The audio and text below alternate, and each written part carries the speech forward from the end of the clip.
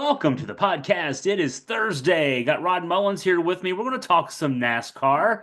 And hey, Rod, breaking news. Somehow, I got word Christopher Bell did not win last weekend's NASCAR Cup Series race. What is going on in NASCAR?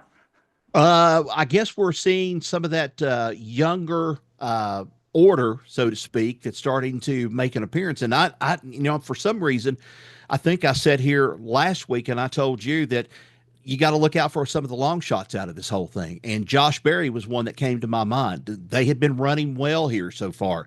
And Christopher Bell just wasn't able to get the job done on Sunday at Las Vegas. And Josh Berry he's clicking right now. He's clicking. The whole team is clicking with the Wood brothers. Of course, they're kind of housed in the same operations building as Penske Motorsports. But man, what a morale builder for the Wood brothers out of this, and also what a morale builder for Josh Berry, and also I think one of those "I told you so's" by Dale Earnhardt Jr. because he had been telling everybody if he got his chance and he got his real chance and enough equipment under him, he was going to win some races. Well, he went and proved it on Sunday. So, out racing Daniel Suarez, late race showdown. How did this go down? Talk about break down for us. Especially for those who saw it. What were some of the ins and outs? What were some of the key moments in this back and forth? Well, I think in this back and forth, you saw someone with a lot more determination, I think, in Josh Berry, maybe than what you saw with Daniel Suarez. I think Daniel Suarez just didn't have the car as to what it took there toward the end of it, especially in the Chevrolet as opposed to the Ford. And then looking at Josh Berry, this team has been on the cusp week in and week out. They've had a race or two. I think that they had some bad luck in one race, but they have been looking for improvement. And first thing everybody says, the Wood brothers had it in them all along. I mean, now they've got Josh Berry, but why Harrison Burton last year? Why didn't he win more races? And I think one of the things that's come out of this has been a bunch of clickbait that's been out on the internet saying that Harrison Burton was the problem. I don't think Harrison Burton was the problem. I think it was having a driver in the driver's seat that knew how to race. Harrison Burton, not saying that he didn't know how to race, but Josh Berry has been a racer. He has been a racer for a very long time. I think probably one of the things that I'm going to remember about Josh Berry the most was there was only one person in his graduating class that ended up famous out of this whole thing, out of Hendersonville, Tennessee, in the Hendersonville High School, and that was Taylor Swift. Taylor Swift ends up graduating in his class, and now here he is. He says, well, I guess I'm the second now most popular graduate to ever come out of Hendersonville High School. So he said, she probably doesn't know who I am, though. Even though I won the race, she probably doesn't know who I am. But I think it was just a matter of time. And he just hung in there. He hung in the race, and he hung in there, and especially what he needed to do to battle Daniel Suarez, which was a surprise for Daniel Suarez. He had not raced well all season, and then comes to out of nowhere and then races to the top of the heap, and then not before Josh Berry overtakes him and wins the race. But it was all in all, it was a very good race out at Las Vegas. I was surprised with it. I was surprised also that Kyle Busch got knocked out of contention. He was running well there for a while till a wheel goes wild through the middle of the track, and then he gets penalized, or I should say some of the crew gets penalized and stuff for that loose wheel. And they've had some bad luck. They hit the bad luck right at Las Vegas, his home track. Trying to think, there's nobody famous from my high school class, nobody remotely famous that I can think of. How about you? Anybody, you know, eh, Let's see here. I think I've got a couple of people right now. I know Kevin Triplett is one of them. Kevin Triplett used to be the PR guy for NASCAR, used to be PR guy for Bristol Motor Speedway and Dale Earnhardt. And he probably the most famous that we know of out of our class and everything. He's probably the one that has gone far. And now you don't hear that much about him and everything. He was at one time secretary of tourism in the state of Tennessee until that ended for him. And so now I think he's kind of retreated back on a farm and he's kind of enjoying himself a little bit. So I hope that's not so. That's not bad. Secretary of Tourism and a PR person for NASCAR. I mean, going way back, the Statler brothers went to my high school, but way, way, way before me, like in the 50s. I Yeah. graduated high school in 1990. So, um, that's as close as I get is 40 years from the Statler brothers. And I have to say this about the Statler brothers. Honestly, I wish at one time I could have been to one of their Fourth of July celebrations that they had. I've heard that they put on a whale of a concert, and it was great. And so I always wanted to see them in concert. I had a chance to see them in concert at Viking Hall at Bristol. It's been years ago, but I wanted a chance to see them in their Fourth of July celebration, but I never did get the chance to see them.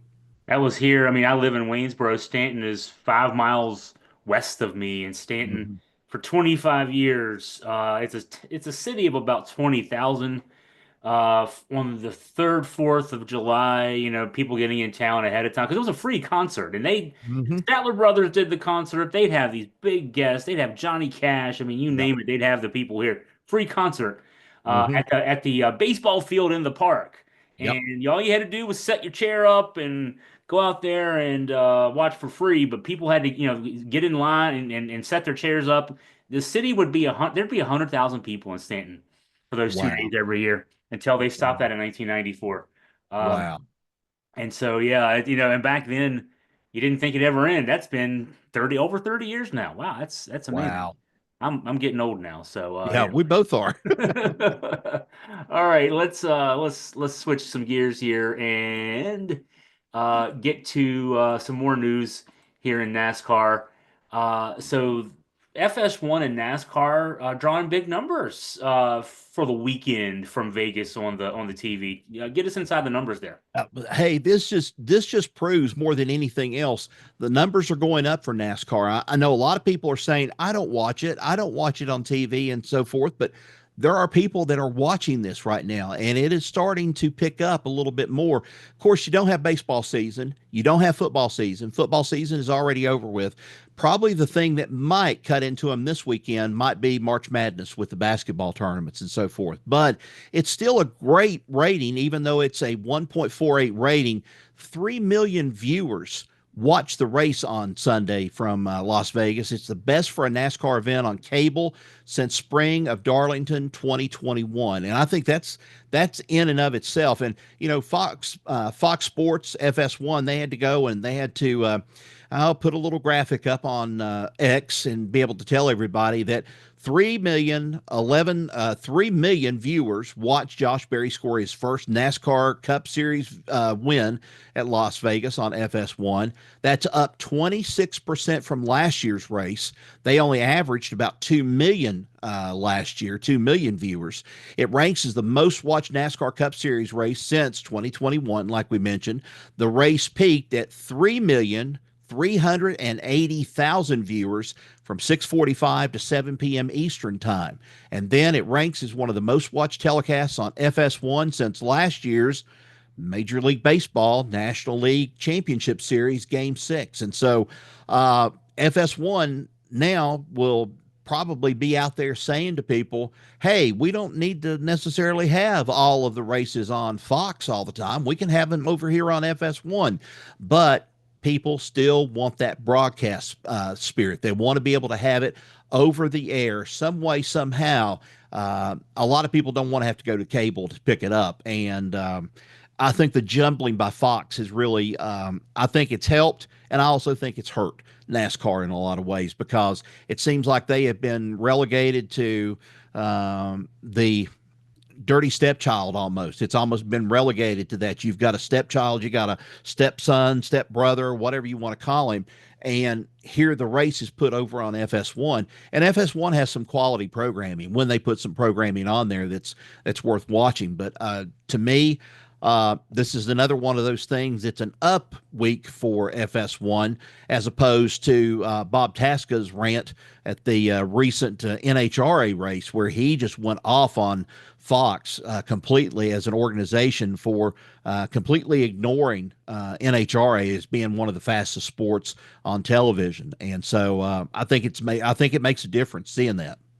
See, I'm a cable person still, but a lot of people have gone away from cable. They've cut the cord. They build their own cable, which yeah, I don't want to do all that. I don't have enough time in the day to build my own cable by ha streaming this and streaming that. But anyway, so if it's on Fox, you can get that digitally. You can get that more easily, or you can get it on a basic package through Hulu or whatever.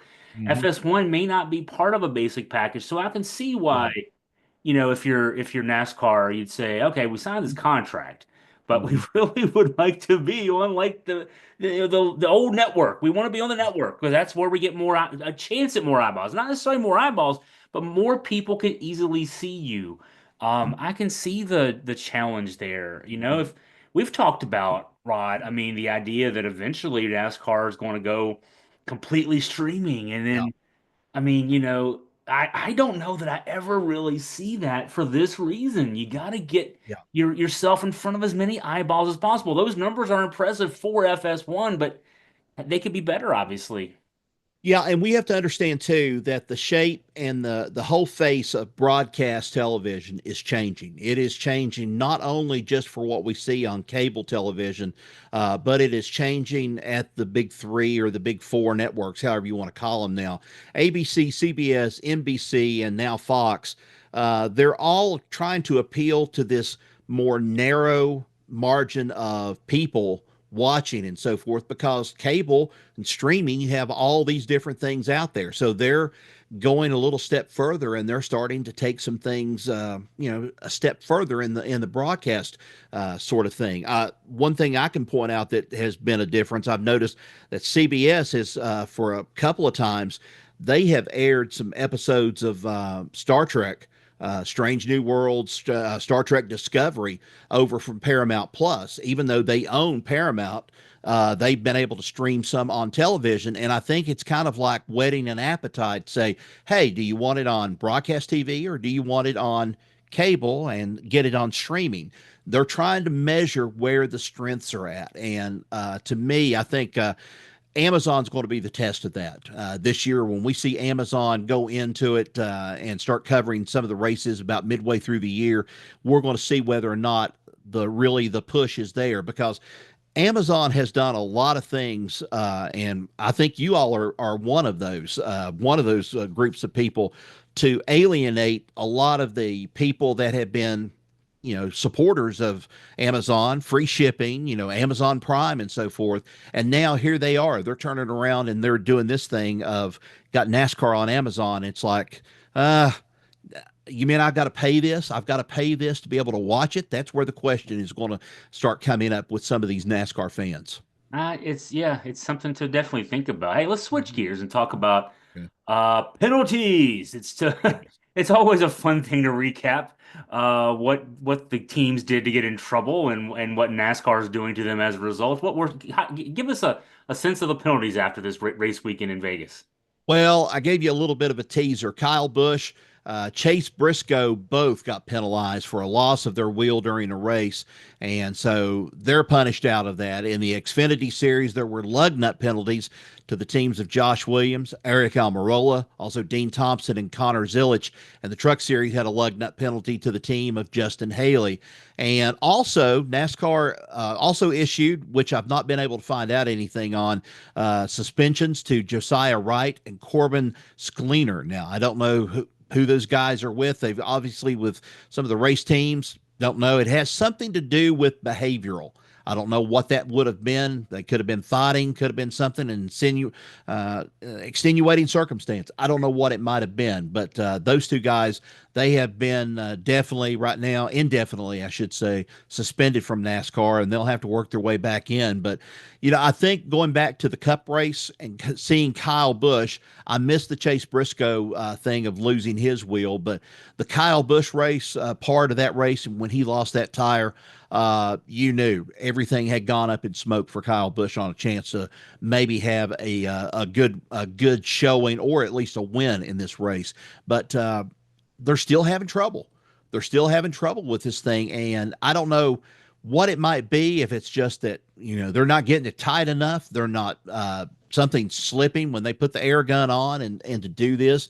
The lug nuts, it's a little bit of a different story. Somebody must have missed putting the little adhesive onto the rims themselves and then putting the lug nuts on top of it, because that makes it so much easier. They don't fall off when you take and put the tire up and you do a pit stop. Um, I don't know. That's kind of an iffy thing right there. I'm kind of confused as to how it happened and everything in Xfinity, because these guys are, top of the class when they do these pit stops and so forth. So I don't know. It just may have been mental, may have been weather, it may have been, situation with the car itself. I don't know, but it was a bad break for Kyle Busch though this past weekend. This next one's fun. Denny Hamlin, Joe Gibbs Racing, has picked up a new sponsor for 18 races, including starting this weekend at Homestead. And Mhm. it's an insurance company that, you may have heard of. They can really benefit from this, though, being driving around in circles. It's a little company called Progressive that's going to be sponsoring Denny. This is interesting. Getting Yeah. Progressive.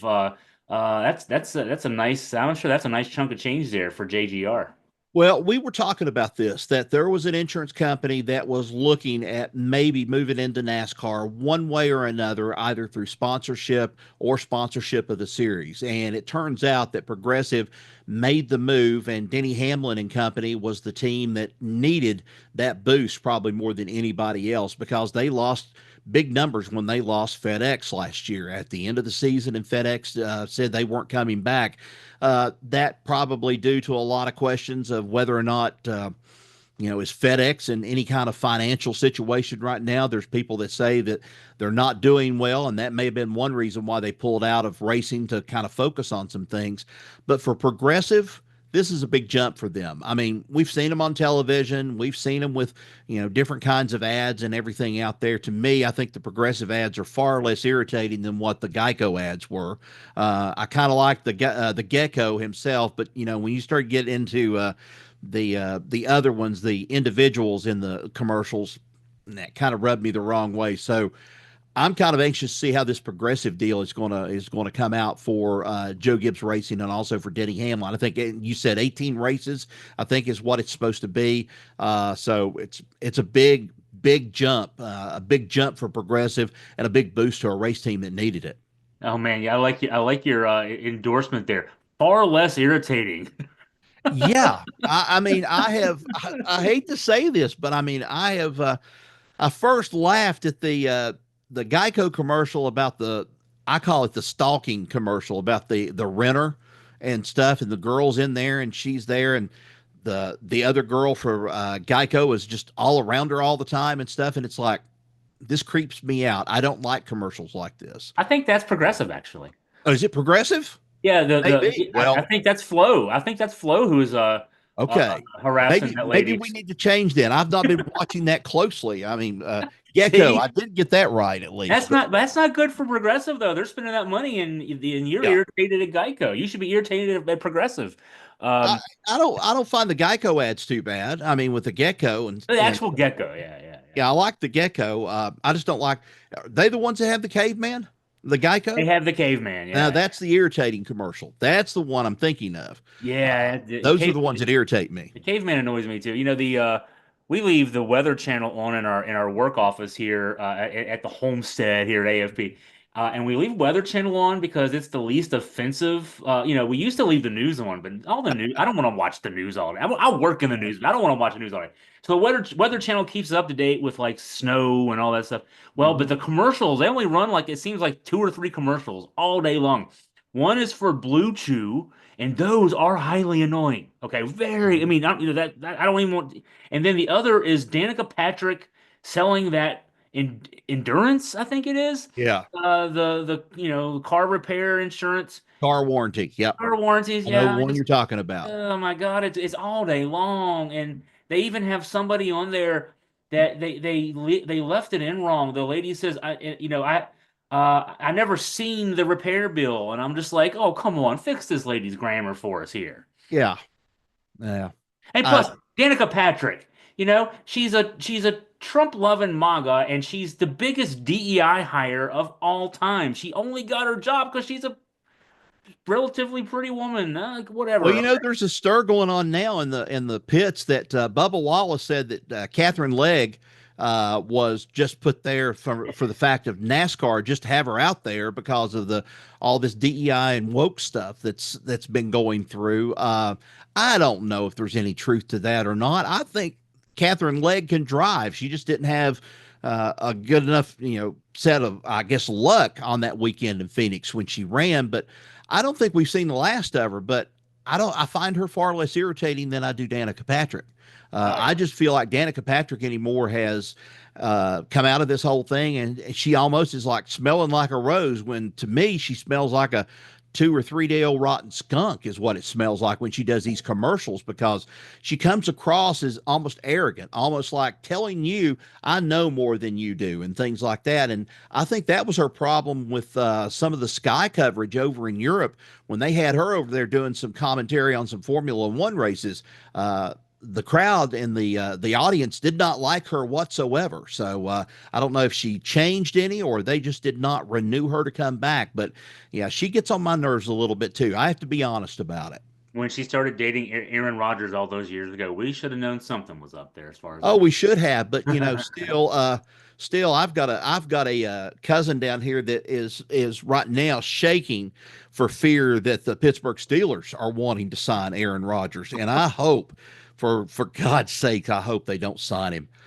I mean, I it's mean, just what Joe Montana's not available? I mean, let's yeah, just let's hire all the old guys and who can't play anymore. And Aaron Rodgers definitely one of them. He put up a lot of put good Brett numbers. Favre back out there. Yeah, So let's get Brett Favre. I mean, Rodgers' numbers were fine, but they were mostly because they fell so far behind. They had to throw the ball the entire second half, and yeah, he put up good counting numbers. But yeah, there's a reason they were 5-12 and fired a coach and fired a general manager, hired a new after firing the one coach, they fired the interim coach. They're on the third coach since he took over the team as quarterback. So anyway, yeah, good riddance to him as well. All right, teams. This next topic is one of those things where it's something you don't think about if you just watch the race on Sunday, but this kind of thing has to happen so that months down the road things can be done right. Teams completing the first day of tire testing at Charlotte Motor Speedway. Now they don't race there until what around Memorial Day weekend the hey, first yeah. time, but they've got to do this kind of testing so that weeks down the road, the tires work on the track. Take us into this story here, Rod.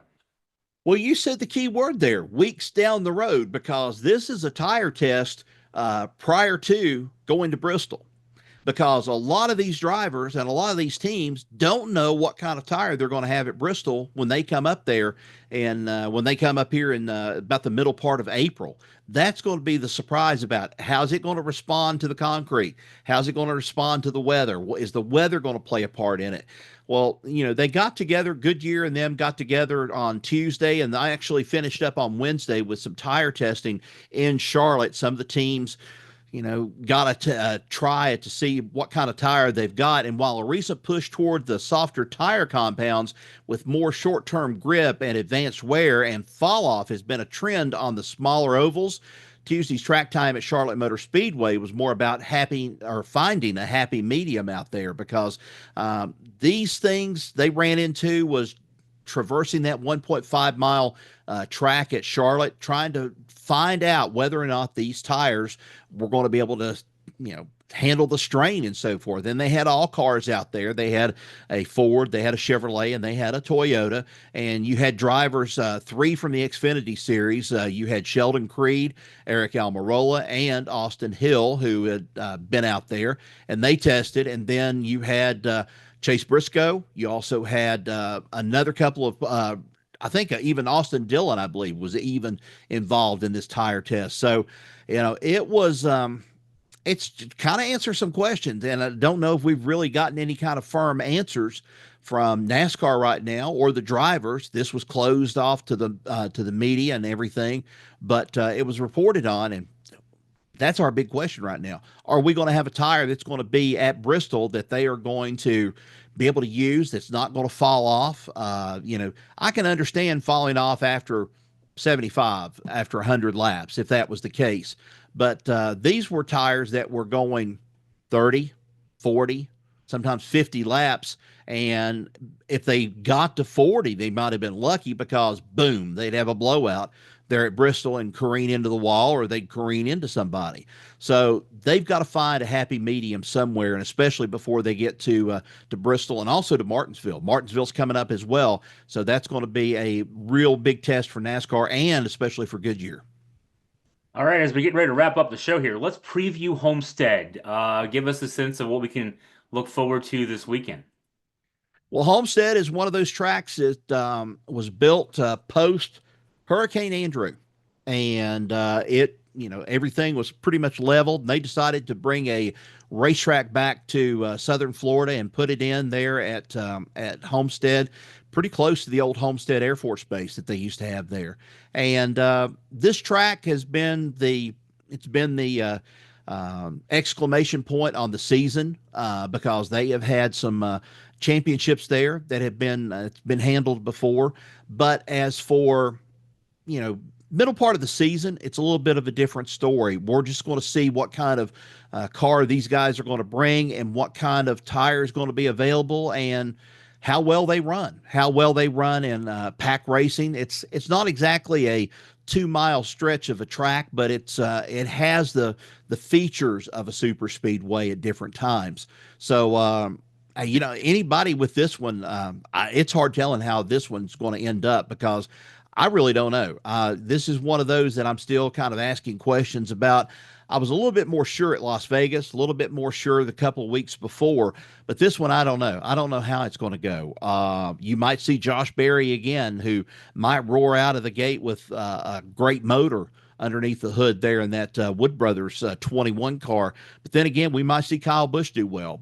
Joey Logano is looking to try to right some wrongs that he's had going on through the season, and so it's anybody's race when they go to Homestead, and it's always a big ado when they go to there on the beaches there in South Florida and around Miami. They always make a big deal about it. Of course, I know that there's been some Miami fans and Miami, I should say Miami population that's there that don't like the races that well coming down there to South Florida because it's a different kind of atmosphere, different kind of racer as opposed to some of the road racing things that they've had down there before. But NASCAR, all in all, it's a good place for them to be at down at Homestead. It's a great racetrack from what I've understood and what I've heard from people. It's just a matter of who are we going to see in the winner's circle this coming weekend.